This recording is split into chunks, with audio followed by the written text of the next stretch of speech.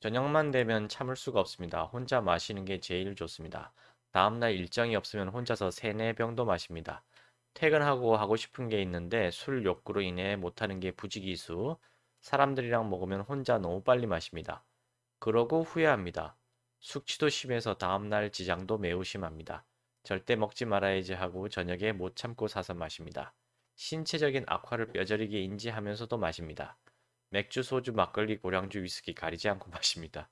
최근에는 토할 것 같아도 참고 마십니다. 이건 뭐 대단히 심한 상태죠. 많이 참으면 2일에서 4일 그리고 또 매일 이어집니다. 이제 정말 고치고 싶습니다. 의지가 가장 중요하겠지만 너무 간헐적이고 스스로 조절이 잘 안 됩니다. 약물 치료도 좋습니다. 지혜를 빌려주십시오. 나머지 얘기 쭉 있는데 여기 보면 부모님과 함께 사는데 부모님 두 분 다 매일 혼술을 하십니다. 영향을 받기 싫은데 어쩔 수가 없다고 생각이 자꾸 드네요. 자, 이 밑에 이게 가장 중요한 거예요. 알코올 중독은 절대로 정신병이 아니에요.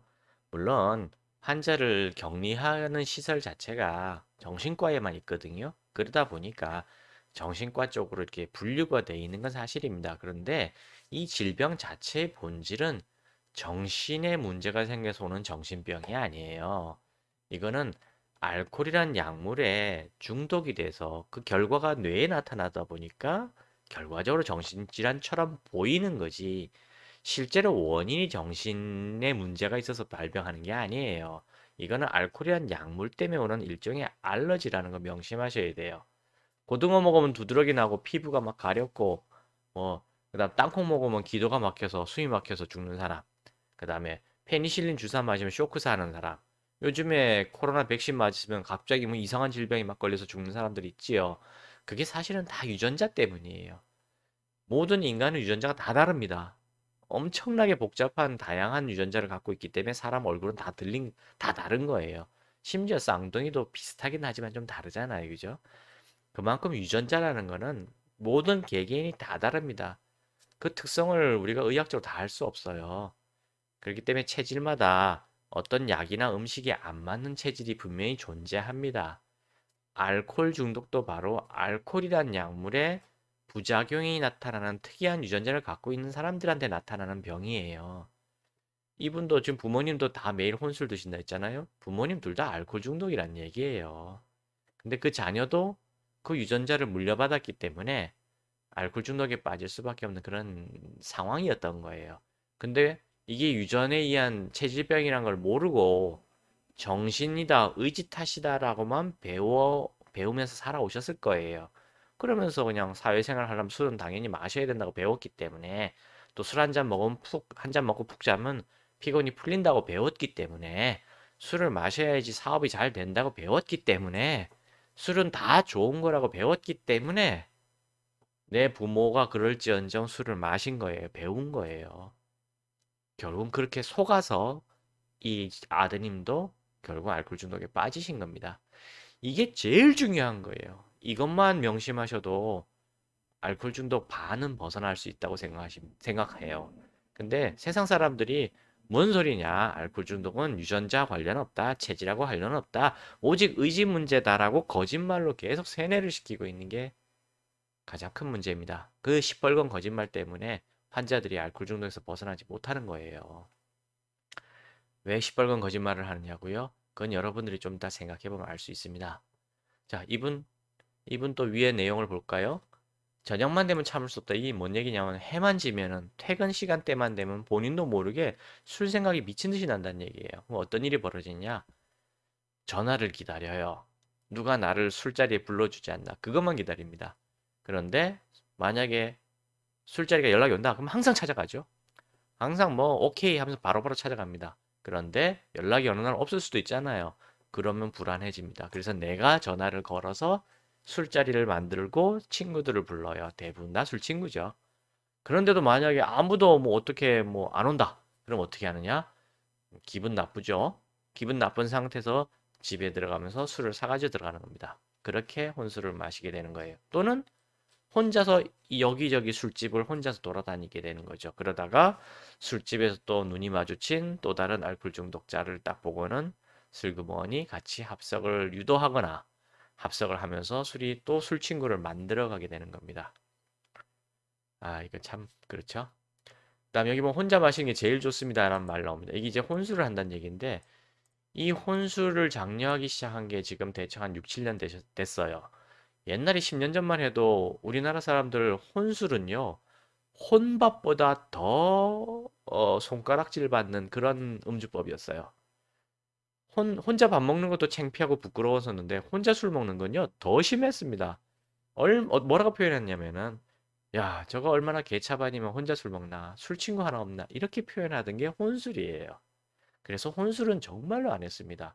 하더라도 집에 들어가서 혼자 아무도 안 보내서 마셨지요.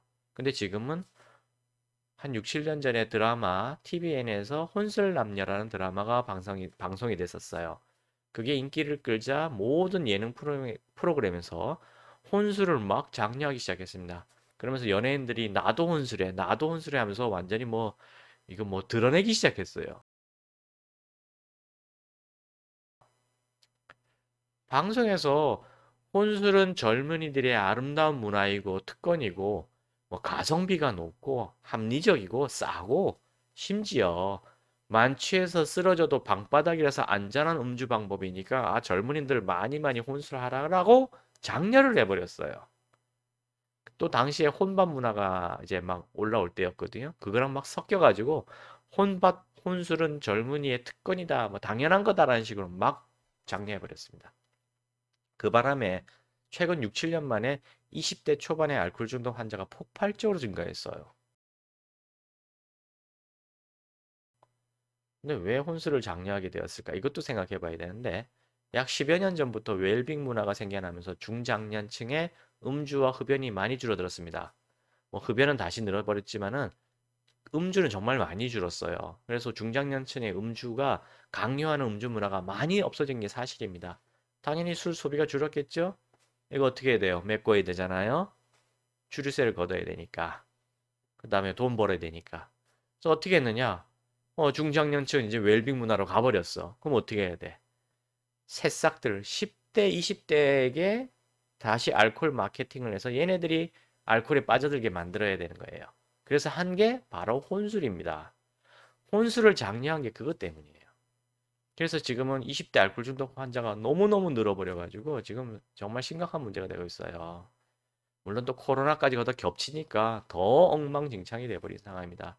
근데 이런 거를 우리들은 지금 모르고 있잖아요. 방송에서 이런 사실들을 알려주지 않습니다. 가끔 뉴스에 진짜 기사 한 줄로 잠깐 나오는 건 봤어요, 저도. 그래서 혼술은 정말 위험한 겁니다. 알코올 중독자가 되는 가장 빠른 방법이 혼술이에요. 그런데 이분도 혼자 마시는 게 제일 좋다고 나와 있죠.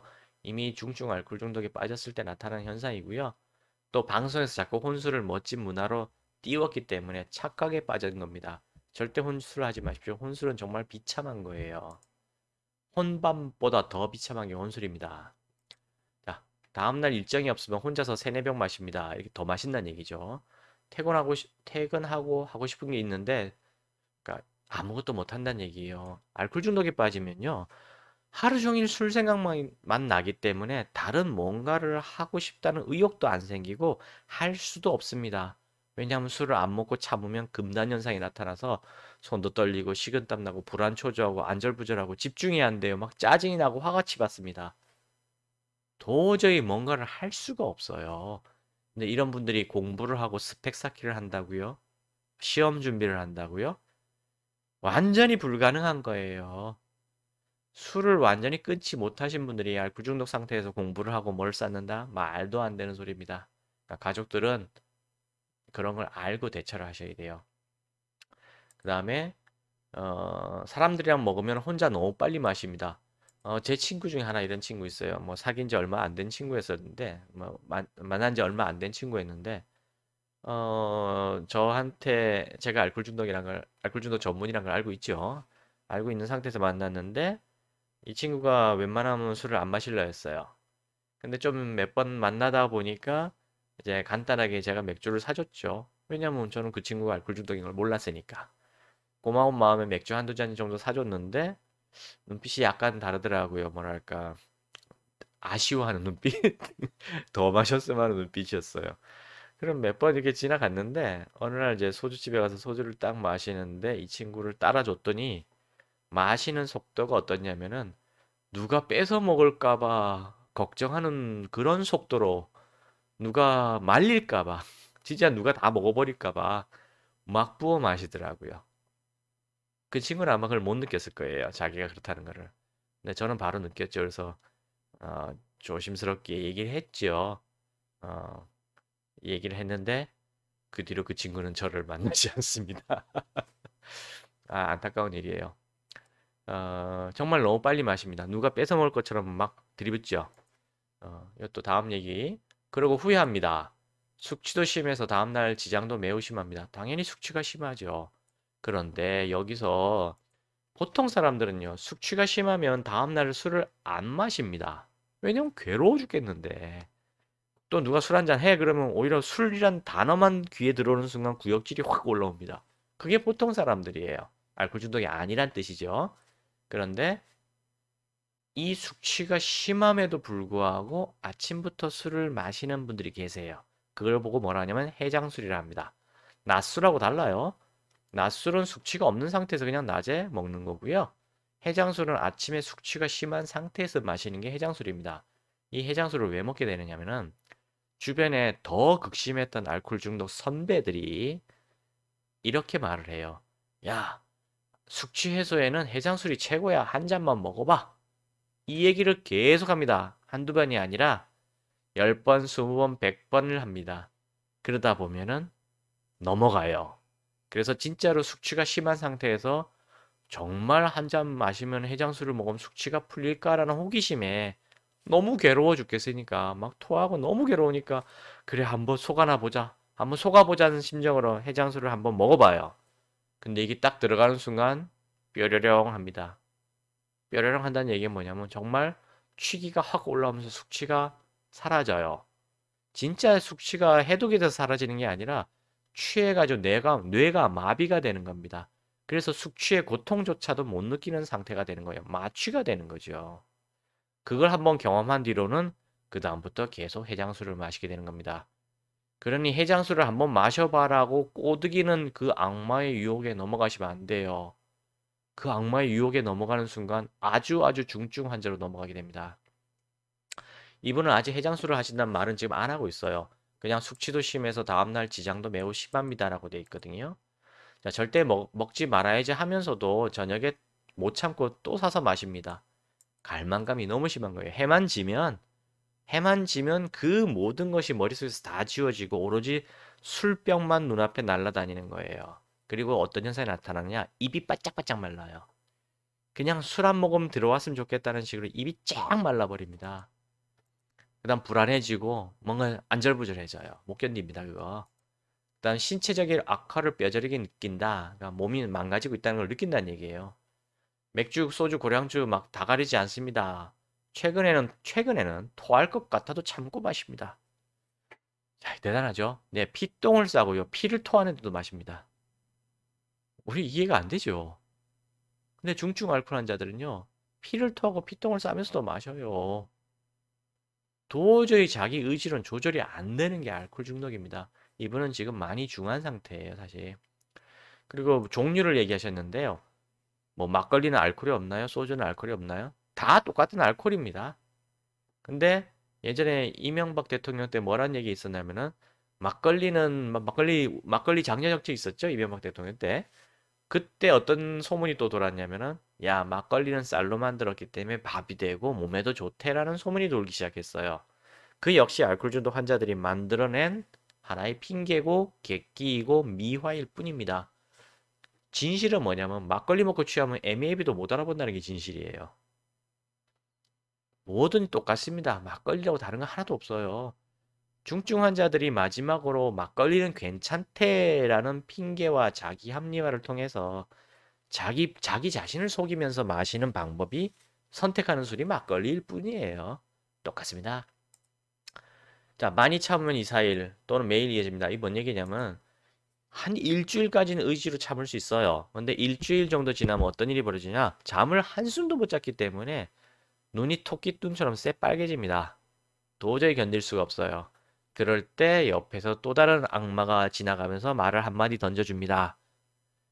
술 한 잔 먹고 한숨 푹 자. 그럼 다 풀릴 거야. 한 잔만 마시고 하루만 자. 그 말 한마디에 와르르 무너지는 겁니다. 그 악마들은 그걸 정확하게 알고 있어요. 요렇게 말 한마디 던져주면 무너질 거다. 요때쯤이면 무너질 것이라는 걸 정확하게 알고 있습니다. 왜냐? 자기들도 다 그렇게 경험해 봤기 때문이에요.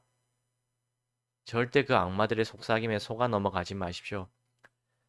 자, 여기 뭐라고 했냐면 정말 고치고 싶습니다. 의지가 가장 중요하겠지만 너무 간헐적 이거 스스로 조절이 안 됩니다. 약물 치료도 좋습니다. 뭐 이렇게 나왔는데요. 의지가 가장 중요한 게 아니에요. 의지가 아니라 선택입니다. 아, 진짜 술 자체가 문제구나. 술을 내가 끊어야 되는 게 맞구나라는 걸 배워서 선택을 하시는 게 중요한 거예요. 그걸 의지로 끊겠다고 버티는 건 미련한 겁니다. 의지로 되는 게 아니에요. 고등어 먹고 두드러기 막 빡빡 나는데 땅콩 먹어서 수위 맞게 죽어가고 있는데 자, 의지로 참아라, 의지로 참아라 하는 게 과연 옳은 건가요? 분명히 이분도 열심히 참으면 이틀에 4일 간다 했어요. 이분 진짜 노력하는 거예요.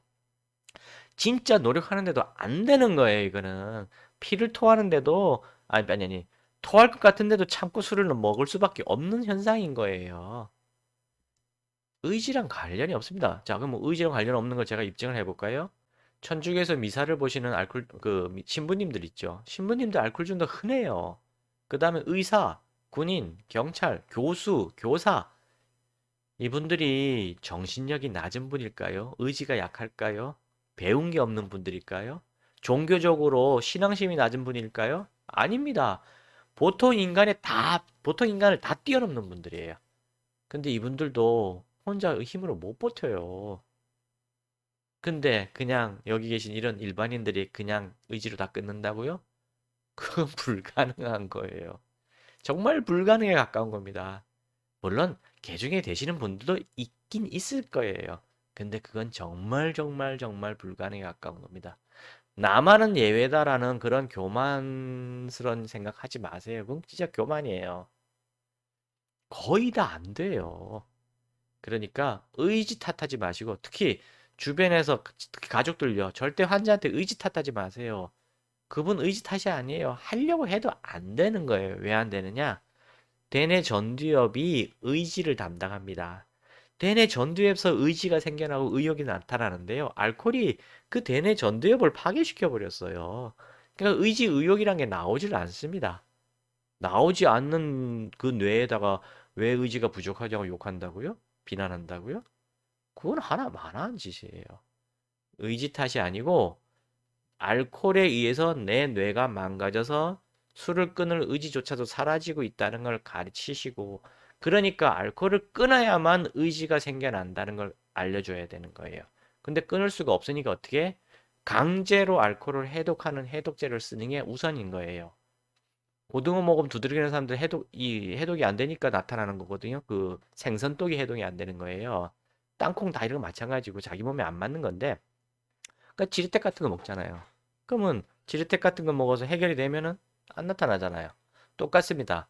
알코올을 해독하는 분해 효소가 우리 몸에서 나타나야 되는데 그게 안 나타나서 이런 병이 걸리거든요.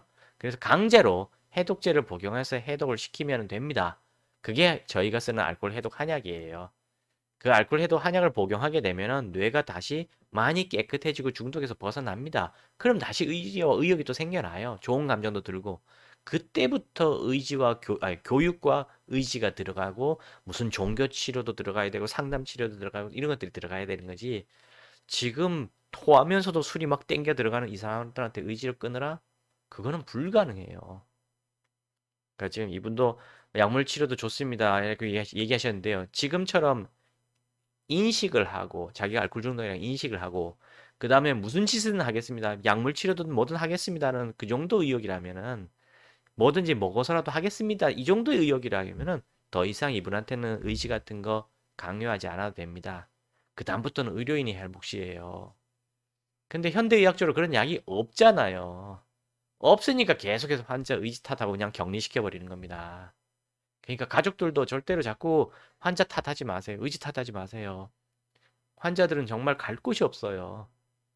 의사들도 그렇게 얘기해. 가족들도 그렇게 해. 아무도 날 이해 안 해주고 날 의지만 탓해. 나를 정신적으로 나쁜 놈이라고만 자꾸 얘기해. 그래서 노숙자가 되는 겁니다. 그리고 치료를 안 받으려고 병원에 안 가려고 하는 거예요. 그래서 이거는 정신병이 아니고 의지력 탓이 아니라는 걸 명심하시고요. 해독제를 찾아서 해독제를 복용하시라고 꼭 권해드립니다. 그러면서 결국은 술은 끊어야 되는 거예요. 왜 끊어야 되는지는 반드시 책이나 전문가를 통해서 교육을 받으셔야 됩니다. 물론 의지 탓하는 교육은 받지 마세요. 그건 아니에요. 그건 아닙니다. 이거는 알러지예요. 알러지. 거의 알러지랑 같은 체질병입니다. 대물림 되기 쉬운 이유가 바로 그것 때문이에요. 옛날에는 가족력이라 말했지만은 옛날에는 그 유전자 분석하는 기술이 많이 떨어졌을 때 몇십 년 전에는 가족력이라 표현했지만 이제는 유전자 분석이 다 끝났어요. 유전자 때문이라는 거 다 알고 있습니다. 자, 오늘은 술을 끊고 싶어 하시는 분의 이야기를 알려드렸습니다. 감사합니다.